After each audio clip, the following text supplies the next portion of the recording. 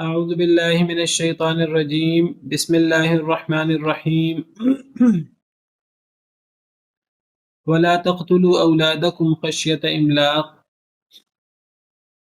نحن نرزقهم وإياكم إن قتلهم كان خطأ كبيرا.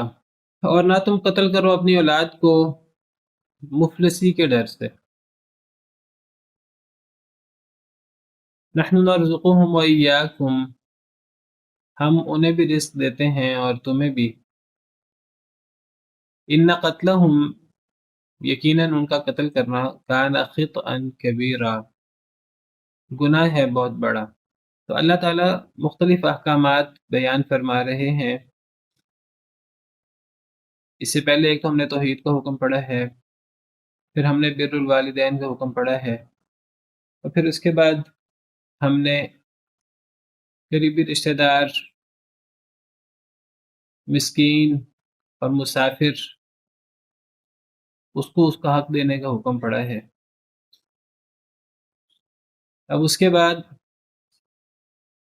جب ہم نے پیچھے پڑھا کہ رشتہ دار کو، مسکین کو، مسافر کو اس کا حق دینا چاہیے، صدقہ خیرات کی بات ہم نے پڑھی، اور اللہ نے فرمایا کہ یہ اس کا حق ہے، تمہارا احسان نہیں ہے.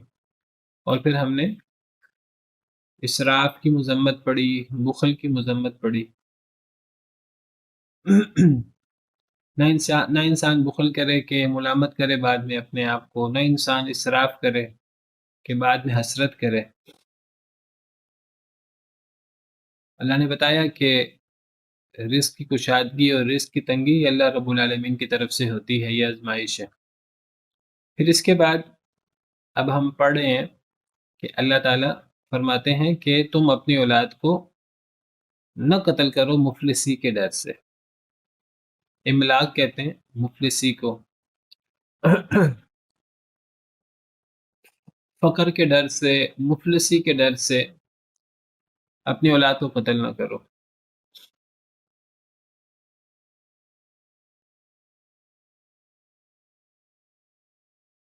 مفلسی کے ڈر سے اولاد کو قتل کرنے سے کیا مراد ہے؟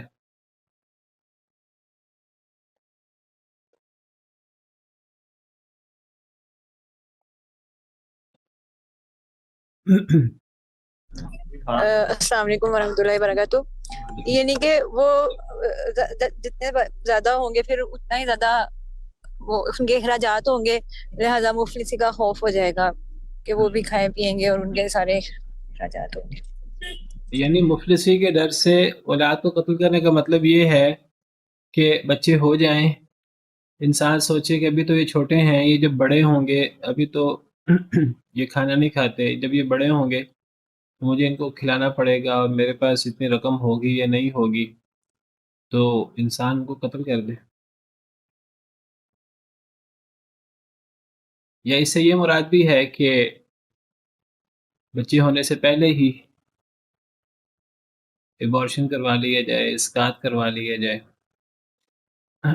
کہ یہ اولاد ہوگی تو میں اس کے اخراجات، اس کی ڈیلیوری کے، اس کے پیدا ہونے کے بعد اس کے اخراجات میں کیسے پورا کروں گا. تو خاندانی منصوبہ بندی کے بڑے خوشنما اور بڑے حسین عنوان سے انسان پلاننگ کرے. انسان کی ہم نے تو فیملی پلاننگ کی ہے تو اس کو ابارٹ کروا دیا جائے. تو مفلسی کے ڈر سے اولاد کو قتل کرنا، گویا کہ اس میں ابھی مفلسی آئی نہیں ہے، لیکن مفلسی آنے کا امکان ہے، غربت آنے کا امکان ہے. تو انسان اس سے پہلے ہی حفظ ما تقدم کے طور پر قتل کر دے اولاد کو. اولاد ہے تو قتل کر دے یا وہ ایبارٹ کروا دے، اولاد کو آنے ہی نہ دے، پہلے سے ہی پلاننگ کر لے. یہ بہت بڑا گناہ ہے، یہ اتنا بڑا گناہ ہے کہ یہ عام قتل سے بڑا گناہ ہے. یعنی آپ کو پتہ ہے کہ کسی کو قتل کرنا ناحق، وہ ویسے ہی بہت بڑا گناہ ہے. یعنی کسی ایک شخص کو ناحق قتل کرنا یہ ایسے ہے جیسے کہ پوری دنیا کو قتل کرنا. اللہ تعالیٰ فرماتے ہیں سورہ مائدہ میں بنی اسرائیل کے حوالے سے،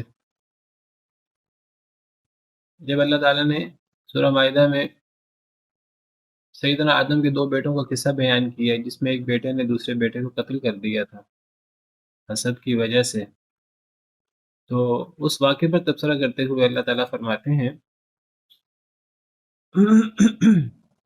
سورہ مائدہ آیت نمبر 32، من اجل ذالک، اسی وجہ سے، یعنی وہ جو پیچھے حضرت آدم کے 2 بیٹوں کا تذکرہ ہوا، اسی وجہ سے کتبنا علی بنی اسرائیل، ہم نے یہ بات بنی اسرائیل میں لکھ دی تھی، گویا کہ تورات میں اللہ نے بنی اسرائیل پر یہ بات لکھ دی تھی، انہ من قتل نفسا بغیر نفس او فساد فی الارض، کہ جو بھی قتل کرے کسی نفس کو کسی نفس کے بغیر، یعنی ایک شخص نے کسی کو قتل کیا ہے تو اب اس کی سزا یہ ہے اسے قتل کر دیا جائے، قصاص وہ ایک الگ چیز ہے۔ کوئی شخص کسی کو بغیر کسی نفس کے قتل کرے، یعنی ایک معصوم شخص کو کوئی قتل کر دے، او فساد فی الارض، یا زمین میں فساد کے بغیر قتل کر دے، فکأنما قتل الناس جمیعا، تو گویا اس نے سب لوگوں کو، تمام کو اس نے قتل کر دیا۔ تو اگر ایک شخص قاتل نہیں ہے، اس نے کسی کو قتل نہیں کیا، تو وہ معصوم الدم ہے، اس کو قتل کرنا جائز نہیں ہے، کسی کے لیے، حکومت کے لیے، کسی کے لیے اسے قتل کرنا جائز نہیں ہے اگر اس نے کسی کو قتل نہیں کیا، یا اس نے فساد فی الارض نہیں کیا۔ فساد فی الارض کی کئی صورتیں ہیں، میں اس ڈیٹیل میں نہیں جاتا۔ تو کسی نفس کو قتل کیے بغیر یا فساد کے بغیر کسی کو قتل کرنا جائز نہیں ہے۔ تو اگر کوئی شخص وہ معصوم ہے تو اسے قتل کرنا ایسے ہے، اللہ تعالیٰ نے بنی اسرائیل میں یہ بات لکھی تھی، ایسے ہی ہے جیسے کہ تمام انسانیت کو قتل کرنا۔ اور جب ایک شخص کا قتل، ایک معصوم شخص کا قتل تمام انسانیت کا قتل ہے، تو پھر ایک شخص کی جان بچانا گویا کہ تمام انسانیت کی جان بچانا ہے۔ ومن احیاها فکأنما احیا الناس جمیعا، جس نے ایک نفس کو زندہ کر دیا، اس کی زندگی کا وہ باعث بنا جان بچانے کا، فکأنما احیا الناس جمیعا، تو گویا کہ اس نے پوری انسانیت کی جان بچائی، اس نے سب لوگوں کی جان بچائی۔ تو کسی کو قتل کرنا بہت بڑا جرم ہے، اور پھر اپنی ہی اولاد کو قتل کر دینا، یہ کتنا بڑا جرم ہوگا۔ اور پھر اب اس میں ایک تو قتل ہے، اور پھر اپنی ہی اولاد کا قتل ہے جس کا حق بہت بڑا ہے، اور پھر وہ قتل ہے کس وجہ سے؟ مفلسی کے ڈر سے، یعنی یہ اللہ پر توکل، اللہ کی عبادت ہے۔ یہ عبادت ایک بہترین عبادت ہے، توکل کرنا۔ تو ایک بندہ اگر اللہ پہ توکل نہیں کرتا، رزق اللہ نے دینا ہے، اگر ایک بندہ سمجھتا ہے کہ میں نے اپنا رزق کا اہتمام خود کرنا ہے اور میں رزق کا اہتمام نہیں کر سکوں گا، تو یہ تو یعنی اللہ پر جو ایمان ہے یہ اس کے منافی ہے۔ کتنے گناہ اس کے اندر اکٹھے ہو گئے۔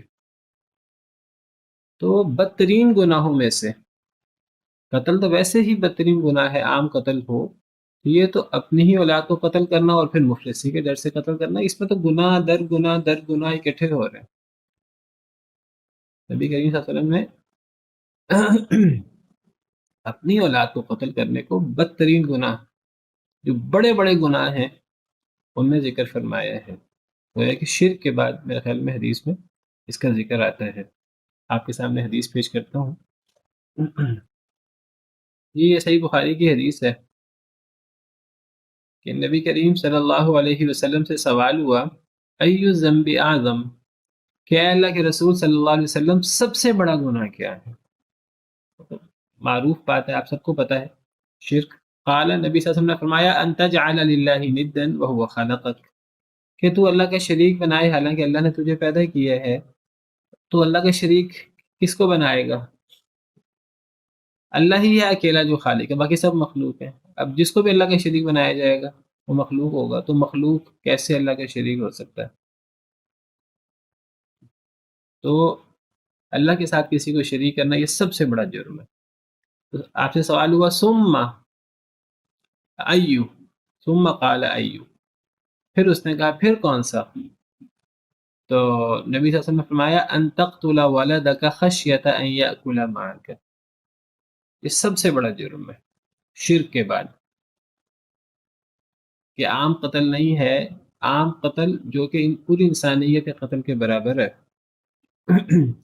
تو یہ اس سے بھی بڑا قتل ہے. اس میں اس کے ساتھ کتنے گناہ اکٹھے ہو گئے ہیں کہ تو اپنے بچے کو قتل کرے اس ڈر سے کہ وہ تیرے ساتھ کھائے گا. انسان کیا اپنے کھانے کا انسان خود مکلف ہے؟ انسان تو اپنے کھانے اپنے اپنی روزی کا انتظام خود نہیں کر سکتا. انسان کی روزی کا انتظام بھی اللہ کے ذمے ہے. انسان کی جب اپنی روزی کا انتظام اللہ کے ذمے ہے تو جس اللہ نے انسان کو رزق دینا ہے وہ اس کی اولاد کو بھی رزق دے دے گا.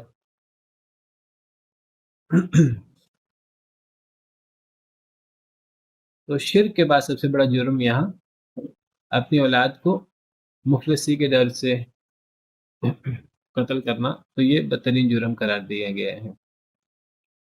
پھر آپ سے سوال ہوا کہ اس کے بعد پھر کون سا بڑا جرم ہے؟ تو آپ نے فرمایا ان تزانی حلیلۃ جارک، اپنے ہمسائے کی بیوی سے زنا کرنا. تو پھر اللہ تعالیٰ نے اس کے مطابق قرآن کی آیت اتار دی، سورہ فرقان کی آیت نمبر 68. اس میں یہی 3 گناہ بیان ہوئے ہیں اور اس میں یہی 3 بڑے گناہ مراد ہیں. والذین لا يدعون مع اللہ الہا آخر ولا يقتلون النفس التي حرم اللہ الا بالحق ولا يزنون. وہاں یہی 3 بڑے گناہ مراد ہیں. ایک تو اللہ کے ساتھ کسی کو شریک بنانا، اور نمبر 2 کہ کسی نفس کو ناحق قتل کرنا. اس سے مراد اپنی اولاد کو اپنے ساتھ کھانے کے ڈر سے کہ وہ ہمارے ساتھ کھائے گی، اس ڈر سے قتل کر دینا. اور تیسرا بڑا گناہ زنا، اور زنا بھی عام زنا بھی بہت بڑا گناہ ہے. اللہ کو سب سے زیادہ غیرت زنا پہ آتی ہے. اور اگر زنا یہ ہمسایہ جس کا سب سے بڑا حق ہے، تو اگر ہمسائے کی بیوی سے زنا ہو، قریبی ہمسائے کے گھر زنا ہو، تو یہ جرم پھر بہت زیادہ بڑھ جاتا ہے. اور میں یفعل ذلک یلقی اثاما، جو یہ کام کرے تو پھر اس کا گناہ بہت زیادہ ہو جاتا ہے.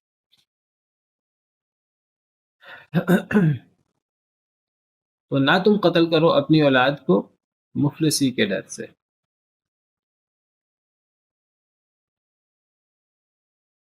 تو یہاں خشیت املاک ہے، مفلسی کے ڈر سے. ڈر تو یعنی ممکن ہے ایسا ہو جائے، تو انسان آئندہ ڈر ہو ابھی تو کسی حد تک موجود ہے میرے پاس، ابھی تو گزارا ہو رہا ہے، آگے گزارا نہیں ہو سکے گا. یہ ہے مفلسی کا ڈر. آئندہ انسان اس کے لیے ابھی کارروائی کرے، انسان جو ہے وہ اولاد کو قتل کر دے. ایک جگہ اللہ نے فرمایا قرآن میں وَلَا تَقْتُلُوا أَوْلَادَكُم مِّنْ إِمْلَاقٍ، سورہ نام آیت نمبر 151. وَلَا تَقْتُلُوا أَوْلَادَكُم مِّنْ إِمْلَاقٍ. اب اسی آیت میں پیچھے شرک کا ذکر ہے، پھر آگے والدین کے ساتھ احسان کا ذکر ہے، پھر اولاد کو مفلسی کے ڈر سے قتل کرنے کا ذکر ہے، اور پھر آگے جا کر دوبارہ قتل کا ذکر ہے الگ، وَلَا تَقْتُلُوا النَّفْسَ الَّتِي حَرَّمَ اللَّهُ إِلَّا بِالْحَقِّ. اور یہ جو ہم آیت کریمہ پڑھ رہے ہیں اس میں بھی عام قتل کا ذکر آگے جا کر الگ آ رہا ہے. یہ تو آیت کریمہ 31 ہم پڑھ رہے ہیں، اس میں وَلَا تَقْتُلُوا أَوْلَادَكُمْ خَشْيَةَ إِمْلَاقٍ، اور پھر آگے آیت نمبر 33 وَلَا تَقْتُلُوا النَّفْسَ الَّتِي حَرَّمَ اللَّهُ إِلَّا بِالْحَقِّ. عام قتل کو الگ ذکر کیا ہے باقاعدہ. یہ ایک عام قتل نہیں ہے. عام قتل بھی پوری انسانیت کا قتل ہے، یہ تو اپنی اولاد کو قتل کرنا ہے اور مفلسی کے ڈر سے قتل کرنا ہے. اور یہاں بھی 2 دفعہ قتل کا ذکر ہے. ایک دفعہ اولاد کو قتل کرنا، یہ سورہ انعام کی بات کر رہا ہوں آیت نمبر 151 کی. تو یہاں ایک دفعہ اولاد کو قتل کرنا مفلسی سے، غربت سے، اور ایک ہی آیت میں دوسری مرتبہ دوبارہ قتل کی ممانعت ہے، وہ عام قتل ہے. تو وَلَا تَقْتُلُوا أَوْلَادَكُم مِّنْ إِمْلَاقٍ اور وَلَا تَقْتُلُوا أَوْلَادَكُمْ خَشْيَةَ إِمْلَاقٍ میں کیا فرق ہوا؟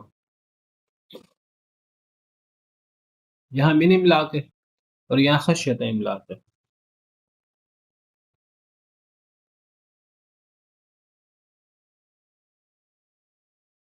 جی مس رونق. السلام علیکم ورحمۃ اللہ وعلیکم السلام وبرکاتہ. ورحمۃ اللہ. جی استاد اکرم، جو خشیت مالی ہے اس میں وہ پہلے تو یہ نہیں ہوتا ہے، مفلس نہیں ہوتا ہے، لیکن اس میں وہ پہلے ہی مفلس ہوتا ہے، کیونکہ اس میں اس کو ڈر ہے کہ خشیت املاک میں اس کو ڈر ہے کہ کہیں وہ مفلس ہو نہ جائے، ہوں لیکن من املاک میں وہاں پہ وہ پہلے ہی مفلس ہوتا ہے. واللہ عالم. شاید دونوں میں یہ فرق ہے کہ خشیت املاق میں ابھی تو اس کے پاس کوئی رقم ہے اور وہ سمجھتا ہے کہ ابھی تو میں کھلا سکتا ہوں، لیکن میں آگے خرچے بڑھ جائیں گے، آگے نہیں کھلا سکوں گا. یہ تو ہو گیا خشیت املاق. اور من املاق یہ ہے کہ مفلسی آ چکی ہے. اب وہ کہتا ہے کہ اب میں کیسے کھلاؤں اولاد کو. تو کئی لوگ بہت زیادہ ڈپریشن میں چلے جاتے ہیں، اتنے ڈپریشن میں چلے جاتے ہیں کئی دفعہ اپنے اولاد کو قتل کر دیتے ہیں. آپ نے سنا ہوگا باپ نے بچوں کو جو ہے وہ قتل کر دیا، جھگڑا ہوا ڈپریشن کے اندر ماں باپ کا، بچوں کو قتل کر دیا، خودکشی کر لی. پھر کئی دفعہ آپ نے سنا ہوگا کہ ماں اس سے بڑھ کر محبت کس کی ہوتی ہے. لیکن مفلسی آنے کے بعد، کئی دفعہ مفلسی کے ڈر سے یہ معاملہ ہوتا ہے. کئی دفعہ مفلسی آنے کے بعد ماں جو ہے وہ بچوں کے ساتھ نہر میں کود گئی، خود بھی خودکشی کر لی، بچوں کو بھی قتل کر دیا. تو مفلسی آنے کے بعد قتل کیا جائے یا اس سے پہلے ڈر کر قتل کیا جائے. تو ڈر کر قتل کیا جائے، اس میں یہ ایبارشن وغیرہ اور اس میں بچوں کے پیدا ہونے سے پہلے کی جو منصوبہ بندی ہے وہ بھی اس میں آ جاتی ہے. من املاک میں تو بچوں کے پیدا ہونے کے بعد کی صورتحال ہے، باقاعدہ بچوں کو قتل کر دینا. عرب لوگ بچوں کو پیدا ہونے کے بعد بھی قتل کر دیتے تھے. ایک تو لڑکیوں کو قتل کر ڈالتے تھے آر کے ڈر سے کہ بعد میں یہ بڑی ہوں گی، ان کی شادی ہوگی تو ہمارا سر جھکے گا. تو وہ لڑکیوں کو منحوس سمجھتے تھے، کمتر سمجھتے تھے، تو آر سے قتل کر دیتے تھے لڑکیوں کو. لیکن بدبخت جاہلیت میں وہ صرف لڑکیوں کو آر کے ڈر سے، وہ بھی بہت بڑا جرم تھا. اس کے علاوہ وہ بچوں کو بھی قتل کر ڈالتے تھے مفلسی کے ڈر سے، لڑکوں کو بھی لڑکیوں کو بھی پیدا ہونے کے بعد بھی. اور اللہ معاف کرے جاہلیت آج بھی موجود ہے. اور مفلسی کے ڈر سے قتل کرنا وہ تو آپ سمجھے پورا ایک جینوسائیڈ ہے، اللہ معاف کرے. پتہ لگ جاتا ہے اگر کروا لیا جائے الٹرا ساؤنڈ وغیرہ، پتہ لگ جائے تو ایبارٹ کروا دیا جاتا ہے. پتہ ہو کہ لڑکا نہیں ہے لڑکی ہے، یا ویسے جو ہے وہ منصوبہ بندی کرتے ہوئے بچوں کو آنے ہی نہیں دیا جاتا. کتنے وہ حالانکہ پیدا ہو چکے ہوتے ہیں، ان کے اندر روح بھی پڑ چکی ہوتی ہے، بچوں کو قتل کر دیا جاتا ہے. کتنے لاکھوں کروڑوں بچوں کو قتل کر دیا جاتا ہے، اللہ معاف کرے. اور اس سے بعض دفعہ لوگ غلط سمجھتے ہی نہیں ہیں. تو باقاعدہ نسل کشی ہوتی ہے والعیاذ باللہ. تو یہ چھوٹا جرم نہیں، بہت بڑا جرم ہے. اچھا، اللہ فرماتے ہیں نحن نرزقهم وإياكم، ہم انہیں بھی رزق دیتے ہیں، تمہیں بھی رزق دیتے ہیں. ہم سے مراد تمہاری اولاد کو جنہیں تم آئندہ مفلسی کے ڈر سے قتل کر رہے ہو. وإياكم، اور تمہیں بھی. یعنی تم کہہ رہے ہو کہ آئندہ غربت ہو جائے گی، ابھی تو کسی حد تک گزارا ہو رہا ہے، آئندہ غربت ہو جائے گی. تو اللہ فرما رہے ہیں تمہیں جس غربت ہونے کا ڈر ہے اور اس ڈر سے تم آج قدم اٹھانا چاہتے ہو، اللہ فرماتے ہیں کہ تمہیں آئندہ کا ڈر ہے، اور جن بچوں کی وجہ سے تم منصوبہ بندی کرنا چاہتے ہو اور تم قتل کرنا چاہتے ہو بچوں کو، تو ان بچوں کی وجہ سے جن تم اپنے خرچے کم کرنے کا سوچ رہے ہو انہیں ہم رزق دیتے ہیں، اور تمہیں بھی ہم رزق دیتے ہیں. اگر ان بچوں کو قتل کرنا جائز ہے تو پھر تمہیں بھی قتل کر دینا چاہیے. اگر انسان یہ سوچے کہ مفلسی کے ڈر سے جو ہے وہ منصوبہ بندی کر لینی چاہیے، تو پھر منصوبہ بندی کے اندر پھر یہ بھی آتا ہے کہ اگر دنیا کی آبادی بڑھ جائے تو پھر کچھ لوگوں کو بھی قتل کر دینا چاہیے. اگر دنیا کی آبادی اگر 7 ارب ہو گئی ہے اور آئندہ مزید آبادی بڑھ رہی ہے تو، اور یہ آبادی دنیا کے لیے نقصان دہ ہے، جس طرح آج پورا پروپیگنڈا ہوتا ہے، بالکل غلط ایک پروپیگنڈا ہوتا ہے. تو اگر یہ پروپیگنڈا ہوتا ہے اور اس کے لیے منصوبہ بندی کی جاتی ہے اور باقاعدہ بہبود آبادی کے نام سے جو ہے وہ محکمے بنائے جاتے ہیں اور پلاننگ کی جاتی ہے، جی اتنے بچے ہونے چاہیے، اتنے بچے ہونے چاہیے، اور پورا ایک سلسلہ ہوتا ہے. تو اگر بچوں کے بارے میں منصوبہ بندی کرنی ہے اور ان کو قتل کرنا ہے تو پھر جو انسان موجود ہے ان میں سے 2-3 ارب انسانوں کو ویسے قتل کر دینا چاہیے. اللہ معاف کرے.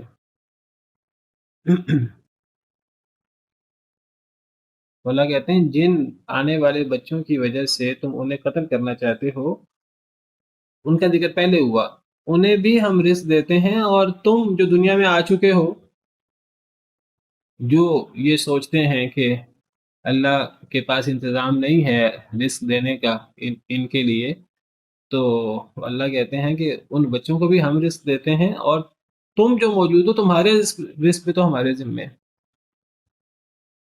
یہاں نرزقہم پہلے ہے اور ایاکم بعد میں، اور وہاں دیکھیے وہاں کیا ہے، نحن نرزقکم و ایاہم. وہاں نرزقکم پہلے ہے، ایاہم بعد میں.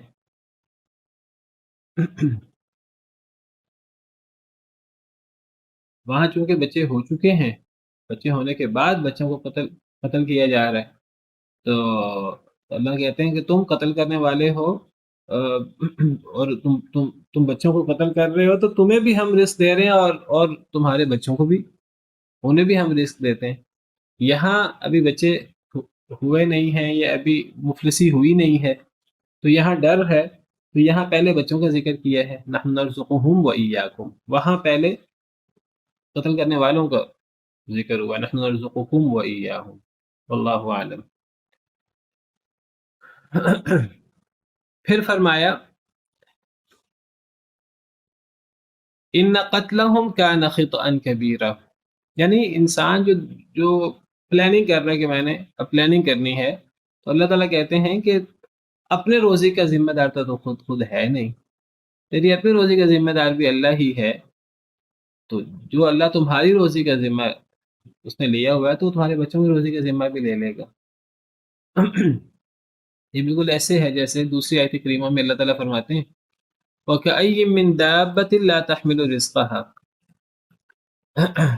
انسان تو انسان، اللہ فرماتے ہیں زمین میں جتنے جانور ہیں اور جتنے چوپائے ہیں، جتنے چرند پرند ہیں، اور کتنے ہی چوپائے لا تحمل رزقها، وہ اپنا رزق اٹھائے نہیں پھرتے. صرف انسانوں کو اللہ رزق نہیں دیتے، اللہ تو تمام جانوروں کو اور حشرات الارض کو، چرند پرند درندوں کو، ہر ایک کو، پانی میں موجود مچھلیوں کو، ہواؤں میں اڑنے والے پرندوں کو، کتنے چوپائے ہیں جو اپنا رزق اٹھائے نہیں پھرتے. انسان تو پھر اپنا رزق ذخیرہ کر لیتا ہے، کہ جانور اور چوپائے تو اپنا رزق ذخیرہ کر کے نہیں رکھتے. آپ درندوں کو دیکھیں کہ ان کو اپنا پیٹ بھرنے کے لیے انہیں شکار کرنا پڑتا ہے، اور جن کا وہ شکار کرتے ہیں انہیں اپنی جان بچانی ہوتی ہے، اور جان بچانا کتنا محبوب ہوتا ہے. اب وہ اپنی جان بچانے کی کوشش کرتا ہے، اور ان کو اپنا پیٹ بھرنے کے لیے جانوروں کو، درندوں کو اپنا پیٹ بھرنے کے لیے جانوروں کو خوراک بنانا پڑتا ہے. اللہ درندوں کو بھی رزق دے رہے ہیں جو دوسرے جانوروں کو کھا کر اپنا پیٹ بھرتے ہیں. تو اللہ نے ہر ایک کے رزق کی ذمہ داری لی ہوئی. اور یہ جانور روزانہ کی روزانہ جانور شکار کرتے ہیں، درندے جو ہیں یہ کوئی ایک دن شکار کر کے کوئی مہینہ 2 مہینے محفوظ نہیں کر لیتے. پھر یہ آپ پرندے دیکھیے روزانہ کے روزانہ اپنے گھونسلوں سے نکلتے ہیں، اور خالی پیٹ نکلتے ہیں اور بھرے پیٹ کے ساتھ واپس آتے ہیں. صرف اکیلے اپنے پیٹ بھر کے واپس نہیں لاتے، اپنے ساتھ اپنے گھونسلوں میں موجود اپنے بچوں کے پیٹ بھرنے کا انتظام بھی کر کے واپس آتے ہیں، اور یہ سارا انتظام اللہ کی طرف سے ہوتا ہے. تو یہ مطلب ہے وَكَأَيٍّ مِّن دَابَّةٍ لَا تَحْمِلُ رِزْقَهَا، کتنے ہی چوپائے ہیں جو اپنا رزق اٹھائے نہیں پھرتے. اللہ یرزقھا و ایاکم، اللہ انہیں بھی رزق دیتا ہے، ان چوپایوں کو بھی اور تمہیں بھی۔ اللہ صرف تمہارا رازق نہیں ہے، اللہ زمین کی ہر مخلوق کا رازق ہے۔ نبی صلی اللہ علیہ وسلم فرماتے ہیں کہ اگر انسان اس طرح توکل شروع کر دے جس طرح جانوروں کا، پرندوں کا توکل ہے، کہ صبح خالی پیٹ نکلتے ہیں اور پھر شام کو جب وہ آتے ہیں تو بھرے پیٹ کے ساتھ واپس آتے ہیں اور اپنے ساتھ بچوں کی خوراک بھی لاتے ہیں، بھوکے نہیں مرتے۔ تو جو اللہ ان پرندوں کو، ان جانوروں کو رزق دیتا ہے، تو اگر انسان بھی ان کی طرح توکل کریں جس طرح وہ توکل کرتے ہیں، تو اللہ تعالیٰ انسانوں کو بھی اسی طرح رزق دیں گے جس طرح اللہ پرندوں کو، جانوروں کو اللہ رزق دیتے ہیں۔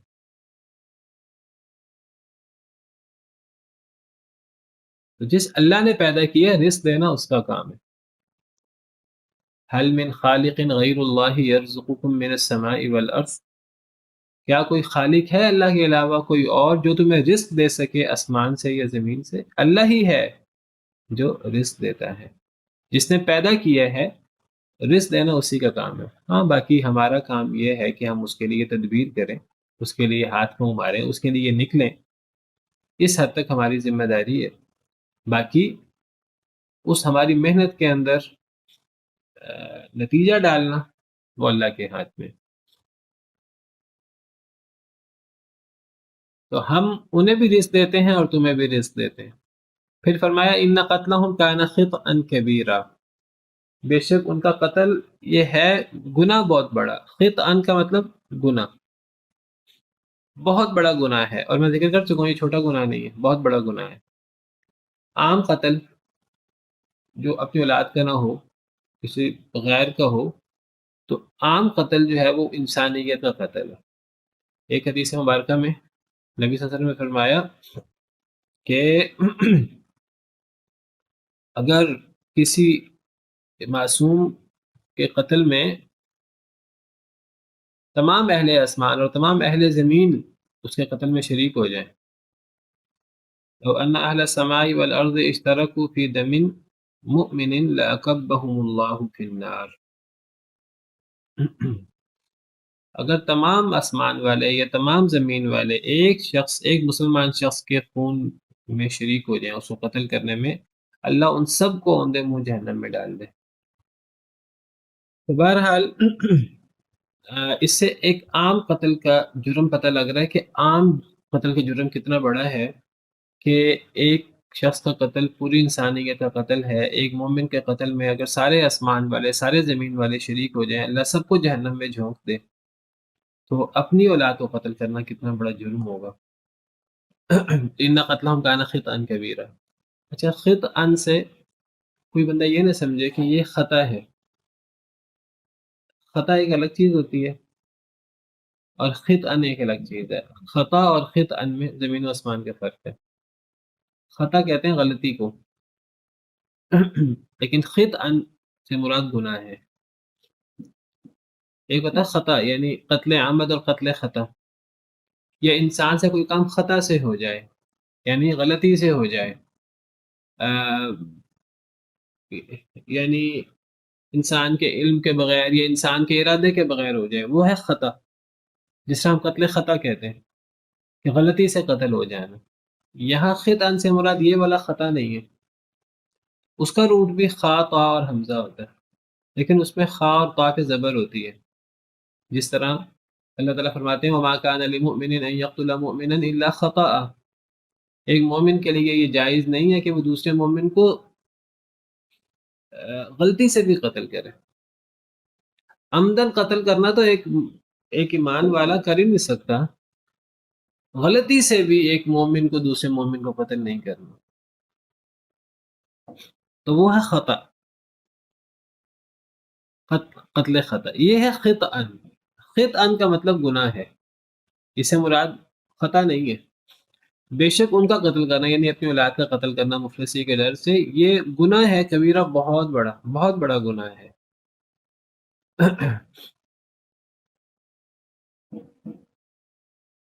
تو یہ منصوبہ بندی ہے. استاد محترم جی جو فیملی پلاننگ ہوتی ہے وہ بھی اسی میں آتی ہے؟ جی جی، وہ ایبارشن وغیرہ اور یہ چیزیں اسی میں آتی ہیں ساری. اگر وہ نہیں، اگر I mean ابارشن سے پہلے والا معاملہ یہ نا جو گورنمنٹ بھی اس میں ادارے بنائے ہوئے ہیں، یہ بچے دو ہی اچھے والے یا اس طرح کی جو چیزیں چل رہی ہیں. دیکھیے بچے دو ہی اچھے، اس میں کیا مقصد ہے؟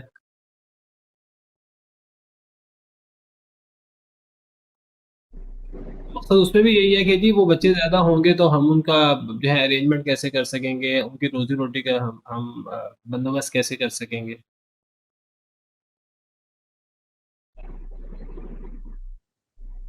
جی بالکل، وہی والا پوچھنا مقصد ہے کہ وہ والی چیز پھر اسی کیٹیگری میں ہم فال کریں گے.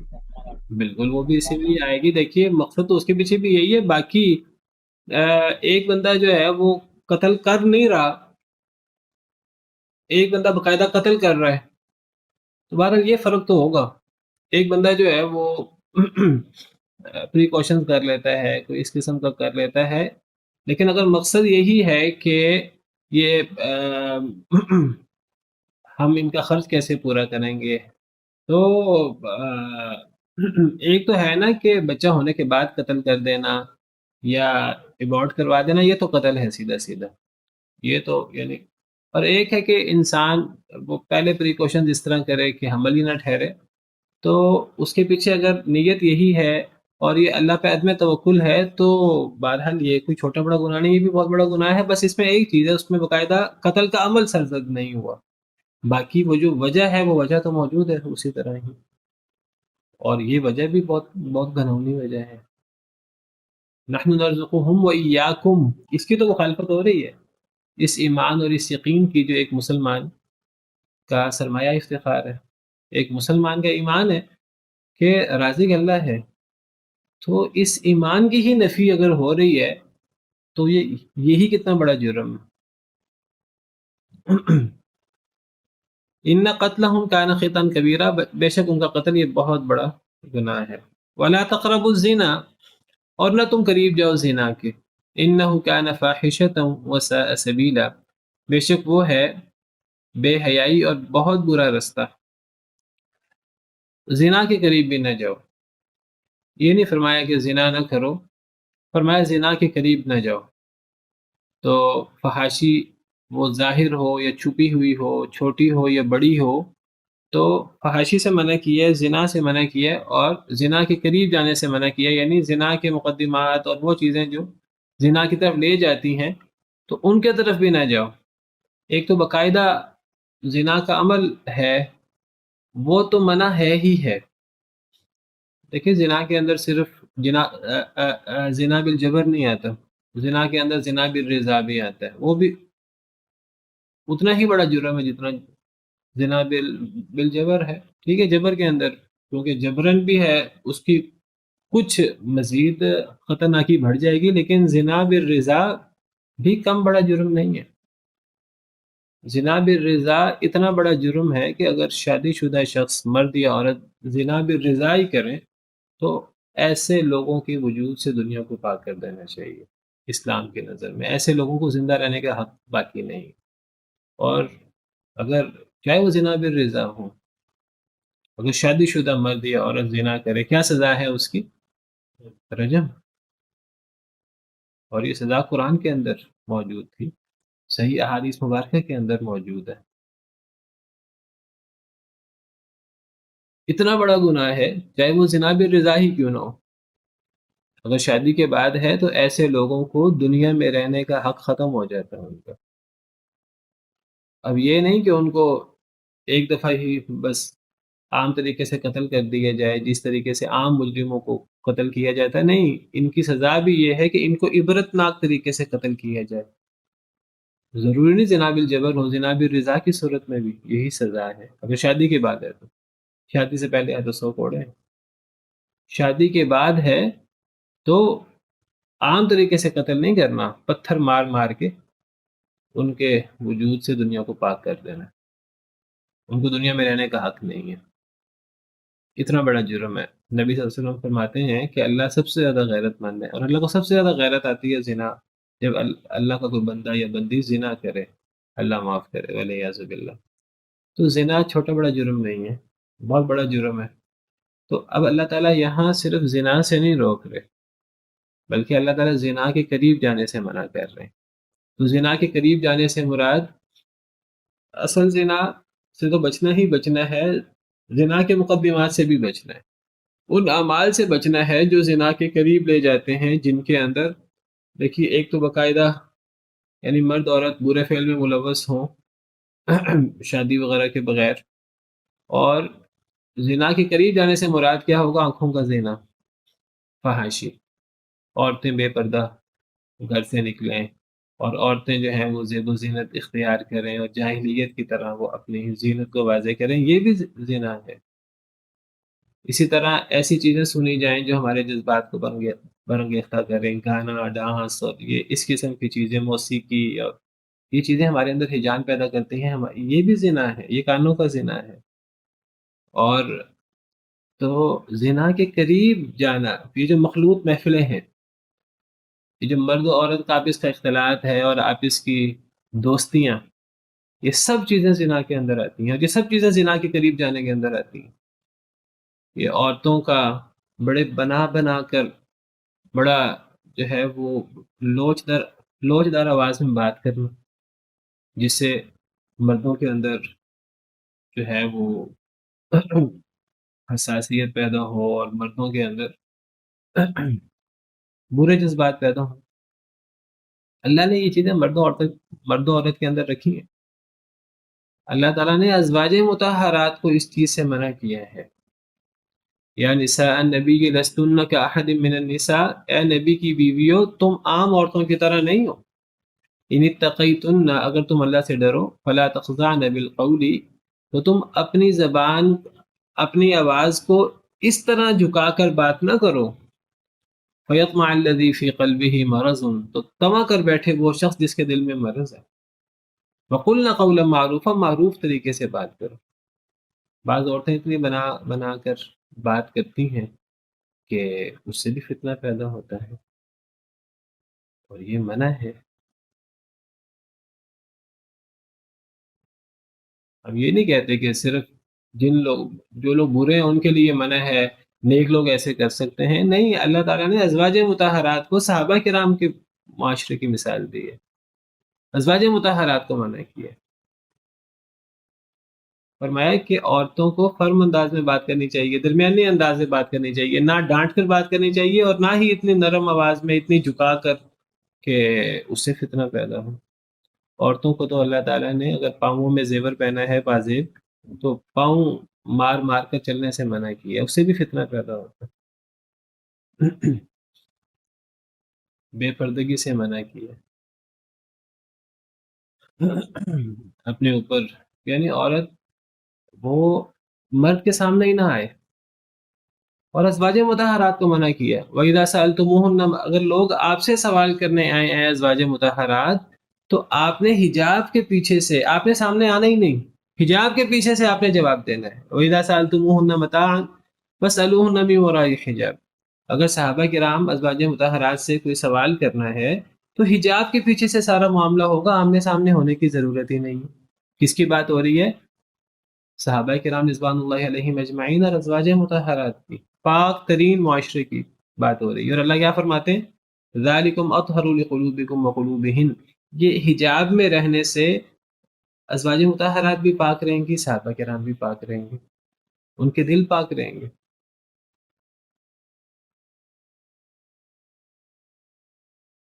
اور فرمایا اگر عورت بغیر ضرورت کے گھر سے نکلتی ہے، عورت کا گھر سے نکلنا فتنہ ہے، یہ زنا کو دعوت دینے والی بات ہے، بلا وجہ گھر سے نکلنا۔ المرأة کلها عورہ، عورت پوری کی پوری چھپانے کی چیز ہے۔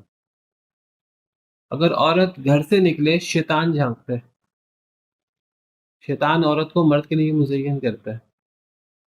اگر عورت بلا وجہ گھر سے نکلتی ہے، پھر یہ ہے کہ وہ زیب و زینت کر کے نکلتی ہے۔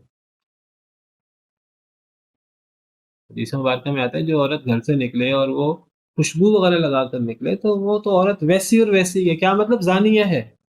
اللہ معاف کرے. یہ سب چیزیں قرب زنا کے اندر آتی ہیں. ولا تقربوا الزنا. اس میں عمل زنا کی تو بات نہیں ہو رہی، وہ تو بہت دور کی بات ہے. زنا کے قریب بھی نہ جاؤ. یہ جو ہمارے ہاں ساری بل بورڈ پہ تصویریں ہوتی ہیں وہ ساری کی ساری اس کے مخالف ہیں. ہمارے ہاں فونوں پہ، موبائلوں پہ جگہ جگہ عورتوں کی آوازیں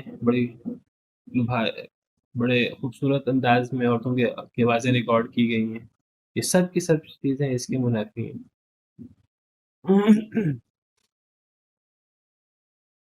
اختلاط مرد و زن کی جتنی بھی صورتیں ہمارے شادی بیاہ میں، تعلیمی سسٹم، ہمارے ادارے تعلیمی، کہنے کو وہاں تعلیم ہو رہی ہے لیکن وہاں سمجھے ولا تقربوا الزنا کے مخالف ہے. سیدھا سیدھا وہاں اچھی تعلیم ہوگی. اللہ فرماتے ہیں انہ کان فاحشۃ وساء سبیلا، یہ بے حیائی ہے اور بہت برا رستہ ہے. ولا تقتلوا النفس التي حرم الله الا بالحق، اور نہ تم قتل کرو اس نفس کو جسے حرام کیا اللہ نے مگر حق کے ساتھ. پیچھے بھی قتل سے منع کیا ہے اور یہاں بھی قتل سے منع کیا ہے. پیچھے قتل سے مراد اولاد کا قتل ہے جو عام قتل کے مقابلے میں بھی بہت بڑا جرم بن جاتا ہے، اور یہ وہ عام قتل ہے جس کی شدید ترین مذمت ہے. میں آپ کے سامنے بیان کر چکا ہوں. پوری انسانیت کا قتل. تو کسی نفس کو قتل نہ کرو جسے اللہ نے حرام کیے، الا بالحق، مگر حق کے ساتھ. ہاں حق کے ساتھ قتل ہو سکتا ہے. حق کے ساتھ قتل کرنے سے کیا مراد ہے؟ حق کے ساتھ قتل کرنے سے مراد یہ ہے کہ اگر ایک شادی شدہ زانی ہے تو اب اسے، جیسے میں نے کہا کہ اسے دنیا میں رہنے کا حق نہیں ہے، اسلامی حکومت ہو تو اس کی سزا یہ ہے کہ اسے قتل کر دیا جائے، اور اسے یعنی عبرتناک طریقے سے قتل کیا جائے رجم کر کے. اور اگر کسی نے کسی کو قتل کیا ہے تو اس کی سزا بھی وہ قصاص ہے. اور اگر کوئی شخص مرتد ہو جائے اسلام سے تو اس کی سزا بھی قتل ہے. تو اس قسم کے اگر کسی نے جرم کیے ہیں جن کی سزا قتل ہے تو پھر تو ٹھیک ہے، پھر تو اسے قتل کیا جائے گا. لیکن یہ قتل کون کرے گا؟ عام انسان قتل نہیں کرے گا، یہ حکومت قتل کرے گی. ایک سسٹم ہے اس کا. ایک عام انسان اگر اس کے سامنے کوئی قاتل بھی کھڑا ہے، ایک عام انسان کے لیے اجازت نہیں ہے کہ وہ قاتل کو قتل کر دے.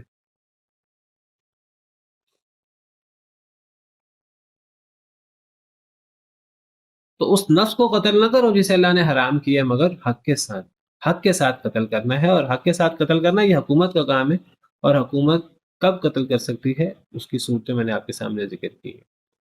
ورنہ پھر حکومت بھی قتل کرے گی تو وہ ناحق قتل کرے گی،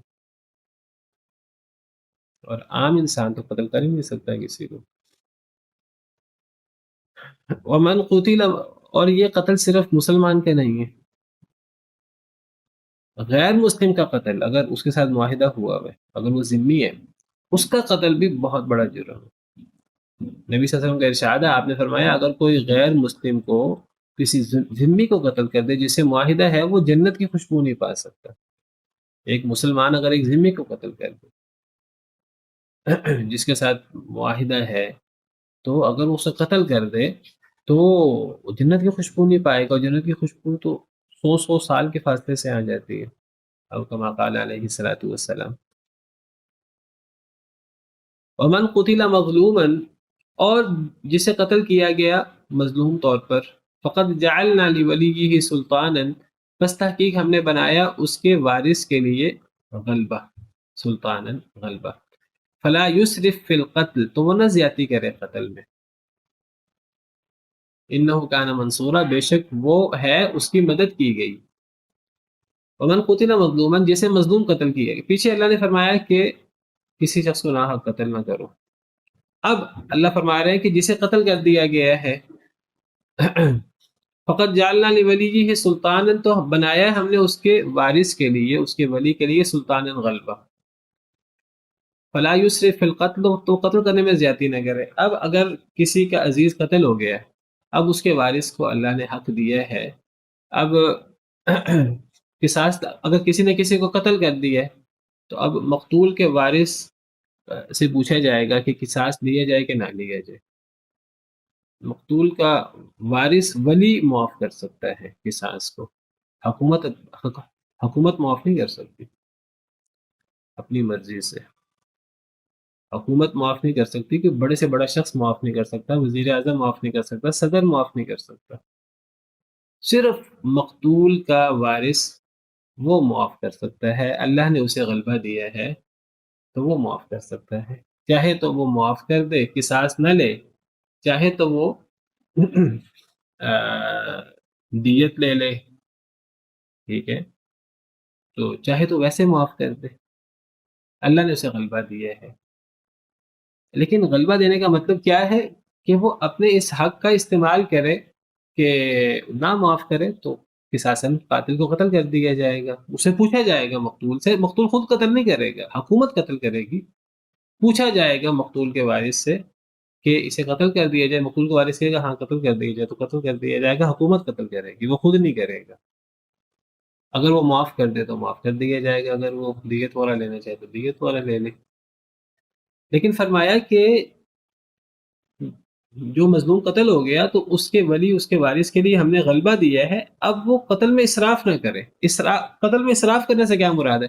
یعنی وہاں سے وہ دیت لے لے، اوکے میں نے معاف کر دی ہے، وہ دیت لے لے اور بعد میں پھر قتل کر دے خود، یا لوگوں سے کہہ کر اپنے رشتے داروں سے کہہ کر اسے قتل بھی کروا دے. ایک طرف سے وہ دیت بھی لے لے اور ایک طرف سے پھر قتل بھی کروا دے. نہیں، اللہ نے غلبہ دیا ہے اسے. غلبہ سے مراد یہ ہے کہ وہ حکومت کو بتائے کہ میں نے معاف کرنا ہے، کہ میں نے قصاص لینا ہے. یہ غلبہ مراد ہے بس. اب زیادتی کرنا نہیں ہے. پھر زیادتی میں یہ بھی آتا ہے کہ وہ کہ جی قتل کیا جائے اور قتل کر کے مسلح کر دیا جائے، ٹکڑے ٹکڑے کر دیا جائے. نہیں، جیسے قتل کیا ویسے قتل کیا جائے گا. قتل میں زیادتی نہیں ہوگی. انہو کان منصورا، بے شک وہ، اس کی مدد کی گئی ہے. کس کی؟ مقتول کے وارث کی. مدد کی گئی سے کیا مراد ہے؟ یعنی حکومت اس سے پوچھے گی، یہ مراد ہے مدد کی گئی ہے. حکومت اس کو سپورٹ کرے گی، اس کی بات کو بنیاد بنائے گی، اس کی رائے کو. اور میں نے جیسے ذکر کیا، حکومت کے پاس کوئی حق نہیں ہے کہ حکومت اپنی مرضی سے معاف کرے کسی کو. ہمارے ہاں کیا ہوتا ہے، مخصوص موقعوں پر صدر مملکت جو ہیں وہ قیدیوں کی سزائیں معاف کر رہے ہوتے ہیں. صدر مملکت کو تو کوئی حق نہیں ہے کہ وہ کسی قاتل کی سزا معاف کرے، نہ کسی عہدیدار کو کوئی حق ہے. نبی صلی اللہ علیہ وسلم نے کبھی کسی کو اس طرح معاف نہیں کیا. یہ تو نبی معاف نہیں کیا. یہ تو مقتول کے وارث کا حق ہے. یہ مطلب فقط جعلنا لولیہ سلطان ہے، ہم نے اس کے لیے غلبہ رکھا ہے، ولی کے وارث کے لیے. اب وہ زیادتی نہ کرے، یعنی پہلے وہ دیت بھی لے لے بعد میں قتل بھی کروا دے. اس طرح نہ کرے، یا وہ جس طرح قتل ہوا ہے وہ زیادہ بدتر طریقے سے وہ قتل کرنے کا حکم دے، قتل کرنے کا کہے، تو یہ اس قسم کی زیادتی نہ کرے. انہ کان منصورا، اس کی مدد کی گئی ہے. اس کی مدد کی گئی ہے کہ حکومت کو کہا گیا ہے کہ وہ اس سے پوچھے اور جیسے وہ کہے تو حکومت ویسے کرے. اگر وہ قصاص لینے کا کہے تو حکومت قصاص لے، اگر وہ معاف کرنے کا کہے تو حکومت معاف کرتے. سبحان ربک رب العزت عما یصفون وسلام علی المرسلین والحمد للہ رب العالمین. ہاں، یہ ایک سوال ہے کہ مردوں پر اس معاملے میں سختی کم کیوں ہے؟ کس معاملے میں؟ نعمان صاحب. السلام علیکم. جی سر، یہ جو پردے کے بارے میں ابھی بیان کر رہے تھے، جی تو یہ زیادہ تر جو احکامات ہیں یہ عورتوں کے لیے زیادہ دیے گئے ہیں، اور مردوں کو محض بس اتنا کہنے پر اکتفا کیا گیا کہ نظروں کو نیچے رکھو.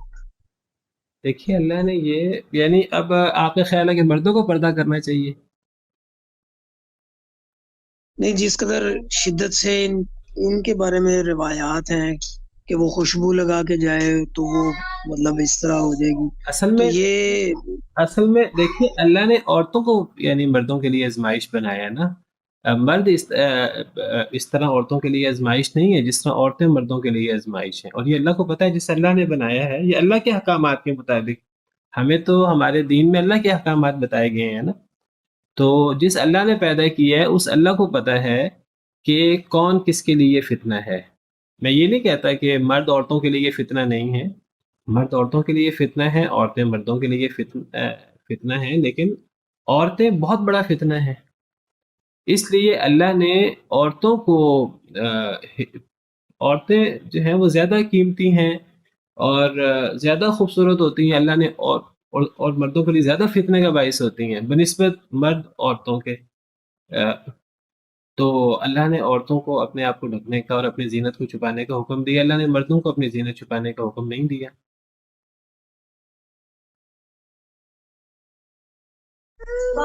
جی سر، جزاک اللہ. ہاں جی، یہ تو یہ نہیں، دیکھیے اللہ تعالیٰ کو پتہ ہے.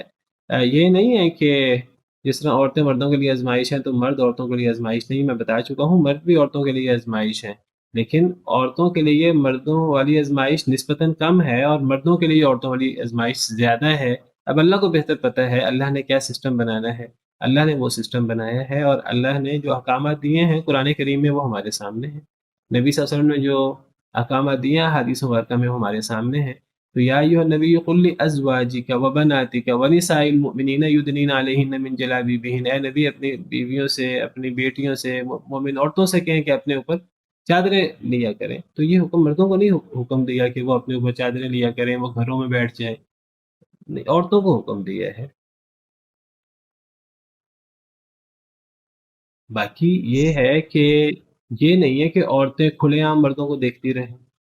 اگر مرد جو ہیں وہ عورتیں پردہ کرتی ہیں، مرد پردہ نہیں کرتے، تو عورتوں کو بھی منع کیا کہ وہ کھلے عام ٹکٹکی باندھ کر مردوں کو دیکھتی رہیں. اس سے منع کیا گیا. ایک موقع پر وہ ایک نبینہ صحابی تھے، تو ان کے بارے میں بات ہو رہی تھی گھر میں ہونے کی. تو آپ کی ازواج مطہرات نے کہا کہ اے اللہ کے رسول ان کے گھر میں ہونے سے کیا فرق پڑتا ہے، وہ تو نبینہ ہیں، وہ تو ہمیں نہیں دیکھ سکتے. تو نبی صلی اللہ علیہ وسلم نے کیا فرمایا تھا کہ تم تو نبینہ نہیں ہو، تم تو انہیں دیکھ سکتی ہو. تو یعنی گویا کہ عورتوں کو بھی مردوں کو ٹکٹکی باندھ کر دیکھنے سے اور مردوں کی طرف زیادہ متوجہ ہونے سے اور ان کے فتنے کا شکار ہونے سے عورتوں کو بھی اپنے آپ کو بچانا ہے. اگرچہ اللہ نے مردوں کو اپنے آپ کو ڈھکنے کا، اپنی زینت چھپانے کا اس طرح حکم نہیں دیا جس طرح عورتوں کو حکم دیا.